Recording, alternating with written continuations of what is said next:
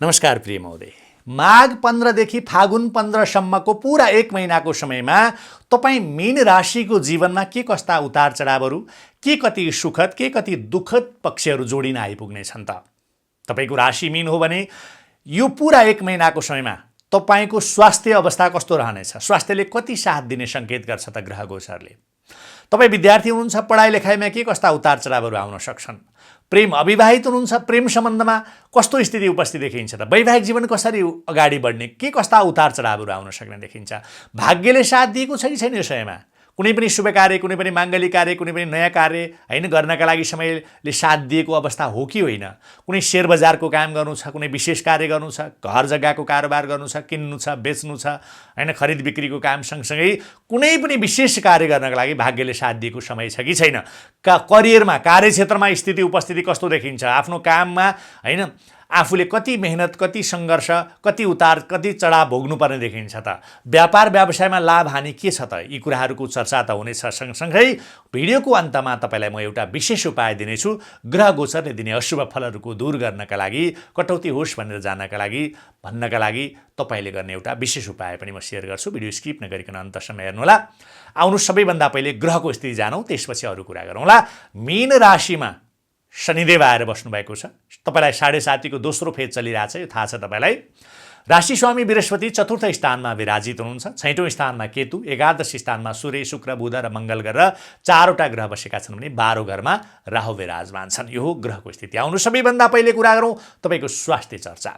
First house हुन्छ जहिले पनि इम्युनिटीको, स्वास्थ्यको। फर्स्ट हाउसका स्वामी बृहस्पति चतुर्थ स्थानमा विराजमान छन्। मङ्गल सूर्य 12औंमा जाँदैछन् हैन। तपाईँको स्वास्थ्यमा ठुलो समस्या त देखिँदैन। यो ग्रह गोचरले चाहिँ गोचरको हिसाबले चाहिँ तपाईँको स्वास्थ्यमा त्यस्तो समस्या केही पनि देखाएन, ठुलो समस्या देखाएन। तर शनि फर्स्ट हाउसमा भएको कारणले तपाईँलाई अब 7.5को दोस्रो फेज पनि चलिरहेको भएको कारणले गर्दाखेरि तपाईँलाई तपाईँको खुट्टा पाउ दुख्ने समस्या, एकदम चाँडै थकाइ लाग्ने समस्या भइरहेको हुनसक्छ। हो कि होइन कमेन्टमा लेख्नु होला है। तपाईँलाई यस्तो थकानको महसुस भइरहेको हुनसक्छ हैन। जोर्नी, दाँतको समस्या तपाईँले भोगिराख्नु पर्ने देखिन्छ। घाँटीमा समस्या, कुनै पाखुरामा समस्या, कुनै न कुनै समस्या तपाईँलाई यो देखिन सक्छ। ठुलो समस्या होइन, तर सामान्य समस्या भए पनि यी समस्याहरू तपाईँमा देखिन सक्छ। अलिकति तपाईँले केयरफुल रहनुपर्ने समय देखिन्छ। घर बाहिरको भोजन परित्याग गर्ने हैन।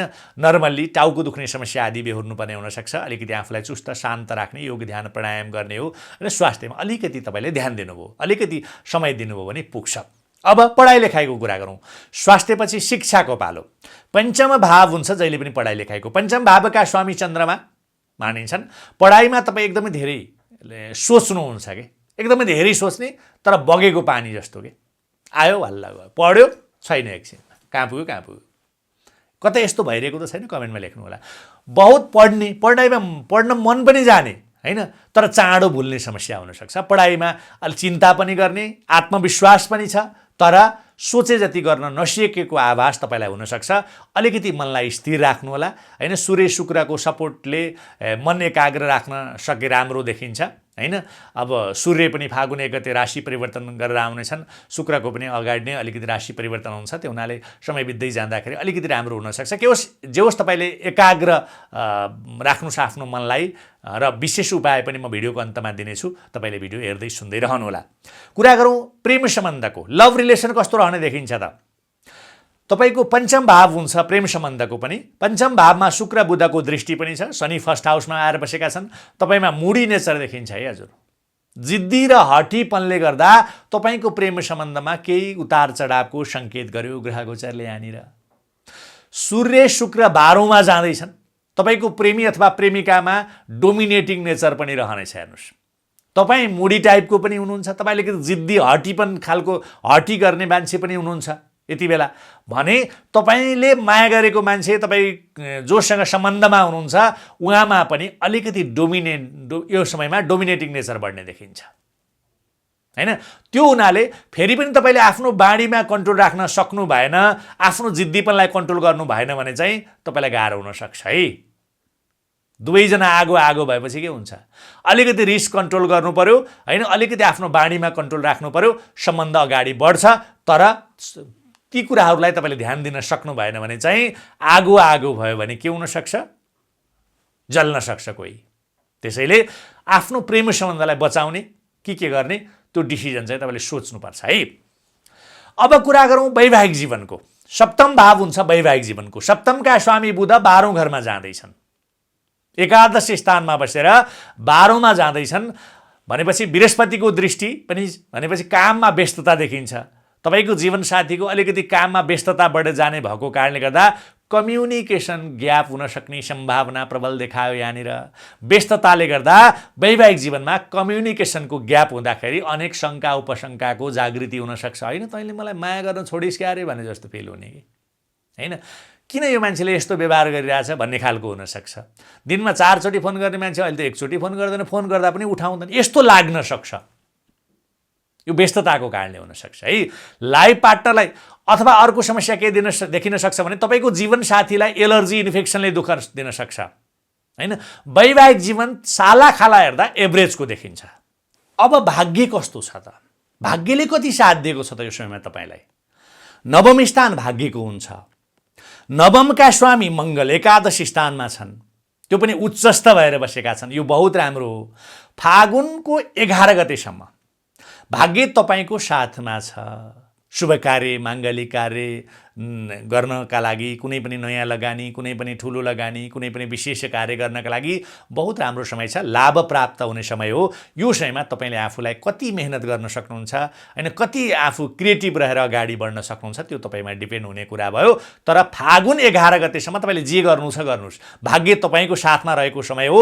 यो समयमा तपाईँले कुनै पनि पूजा पाठ, यज्ञ हवन आदिदेखि होइन, कुनै पनि विशेष लगानी, कुनै चिजहरूको पर्चेज गर्नु छ, कुनै त्यस्तो महत्त्वपूर्ण चिज किनमेल गर्नु छ, खरिद बिक्री गर्नु छ होइन, कुनै पनि चिजमा, कुनै पनि काम कारोबारमा बैना बट्टाको काम होला, कुनै पनि शुभ कार्य, कुनै पनि सकारात्मक कार्य, शेयर बजारको काम होला होइन, स्टक मार्केटसँग जोडिएका कामदेखि लिएर हर कार्यमा समय शुभ रहेको देखिन्छ। फागुन 11 गतेभन्दा अगाडि नै सुरु गरेको राम्रो होला। भाग्य तपाईँको साथमा छ। अब करियरमा कस्तो अवस्था देखिन्छ त? दशम स्थान करियरको हुन्छ। करियरका स्वामी बृहस्पति चतुर्थमा बसेर दृष्टि दशममा राखेका छन् भनेपछि रिल्याक्स मुड बुझिन्छ। यो आफ्नो काममा रिल्याक्स पाराले करियरको सुख लिइरहेको देखिन्छ। काम पनि गर्ने, इन्जोय पाराले काम गरेको देखिन्छ तपाईँको। किनभने काममा नलेज एकदमै बढेर जानेछ होइन, म सजिलै यो काम गर्न सक्छु, मलाई कुनै चिन्ता छैन, तनाव छैन भन्ने किसिमले एकदम सरल तरिकाले इन्जोइङ पाराले चाहिँ तपाईँ आफ्नो काममा कटिबद्ध रहने अवस्था देखिन्छ। म सजिलै यो काम गर्छु भन्ने भाव तपाईँमा जागृत हुने देखिन्छ। फागुन 1 गते अगाडि आफ्नो काममा कुनै चेन्ज गर्नु छ होइन, अथवा आफ्नो काममा कुनै त्यस्तो परिवर्तन गर्न चाहिराख्नु भएको छ, काममा कुनै चेन्जिङको स्थिति सोचिराख्नु भएको छ भने पनि तपाईँले फागुन 1 गते अगाडि नै गर्नु राम्रो हुन्छ। अब व्यापार व्यवसायका हिसाबले कस्तो छ त यो समय भनेर सोध्नुहुन्छ भने अलिकति खर्च ज्यादा हुने समय देखायो है। यहाँनिर शुक्र बुध 12औं घरमा जाँदैछन्, त्यो हुनाले खर्च कन्ट्रोल गर्नुपर्ने देखिन्छ। खर्च कन्ट्रोल गरेर मात्रै आफ्नो व्यापार व्यवसायमा तपाईँ अगाडि बढेको राम्रो हुन्छ।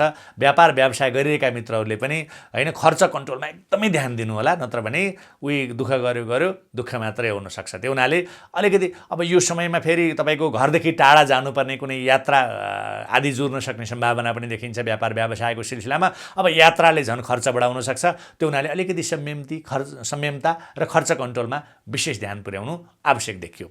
अब अन्तमा कुनै पनि ग्रहले दिने अशुभ फलहरू कटौती भएर जाओस्, पढाइमा मन लाग्दैन होइन, कुनै पनि अशुभ परिस्थिति निर्माण नहोस् भन्नका लागि तपाईँले के काम गर्ने त भन्दा गुरु बृहस्पतिको बीज मन्त्र जप्ने उपाय। तपाईँ हरेक मीन राशिले यो समयमा बृहस्पतिको बीज मन्त्र, गुरु बृहस्पतिको बीज मन्त्र ओम ग्राम ग्रीम ग्रौम श गुरुवे नमः, ओम ग्राम ग्रीम ग्रौम श गुरुवे नमः, ओम ग्राम ग्रीम ग्रौम श गुरुवे नमः, यो बृहस्पतिको बीज मन्त्र दैनिक 108 बार जप्ने। 7:30 चलिरहेछ तपाईँलाई त झन् होइन। अहिले पिपलमा जल चढाउनुहोस्, शनिबारका दिन कुनै पनि दान पुण्यको कार्य गर्नुहोस्, दिन दुखीलाई दान गर्नुहोस्, भोजन दान गर्नुहोस् होइन, गरिबको सेवा सत्कार गर्नुहोस् र नियमित रूपमा हनुमान चालिसा पाठ गर्नुहोस्। यति कार्य रेगुलर रूपमा गरेर हेर्नुहोस्, अवश्य तपाईँको जीवनमा धेरै प्रकारका सुखद पक्षहरू जोडिन आइपुग्नेछ। लौ त प्रिय महोदय, यो 12 राशिको राशिफल यात्रा विशेष गरी माघ 15 देखि फागुन 15 सम्मको हैन, राशिफलहरू विशेष गरी माघदेखि फागुनसम्मको, माघ 1 गतेदेखि माघ लास्टसम्मको, फागुन 1 गतेदेखि फागुन लास्टसम्मको गर्ने चलन हो। यो चलनलाई अलिकति क्रम भङ्ग गरेर मैले तपाईँहरूलाई माघ 15 देखि फागुन 15, पुष 15 देखि माघ 15 यसरी क्रम भङ्ग गरेर केही समय अगाडिदेखि तपाईँहरूलाई यो भिडियोहरू प्रस्तुत गरेको छु। त्यसमा तपाईँको विचार के छ ती कुराहरू पनि कमेन्टमा लेख्दै गर्नुहोला। पहिलोपटक मेरो भिडियो हेर्दै हुनुहुन्छ भने तपाईँलाई सबैभन्दा पहिले त हार्दिक साधुवाद व्यक्त गर्न चाहन्छु। फेसबुक मार्फत मलाई हेर्दै हुनुहुन्छ तपाईँलाई मुरी धन्यवाद छ। मेरो फेसबुक पेजलाई फलो गरिदिनु होला। मेरो युट्युब च्यानल मार्फत हेर्दै आउनु भएको छ भने पनि तपाईँप्रति हार्दिक कृतज्ञता व्यक्त गर्न चाहन्छु। च्यानल सब्स्क्राइब गरेर अपनत्व राखिदिनु होला। लौ त प्रिय महोदय, फेरि म तपाईँसँग अब यो राशिफलको यात्रालाई 1-2 दिन ब्रेक गरेर फेरि नयाँ राशि जोड्न तपाईँसँग आइपुग्नेछु। अहिले भने तपाईँबाट छुट्टिने अनुमति माग्छु। सर्वे भवन्तु सुखिनः।